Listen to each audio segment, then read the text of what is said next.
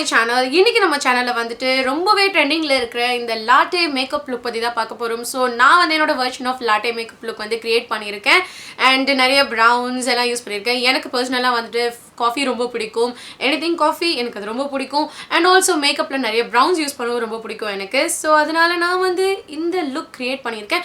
இது எப்படி நான் பண்ணேன்னு தெரிஞ்சுக்கணும். ப்ளீஸ் என்னோட தொடர்ந்து பாருங்க. அண்ட் இதுக்கு நம்ம சேனலுக்கு நீங்கள் சப்ஸ்கிரைப் பண்ணலாம். ப்ளீஸ் சப்ஸ்கிரைப் பண்ணிடுங்க. It means a lot to me. And இப்போ நம்ம வீடியோக்குள்ளே போகலாம்.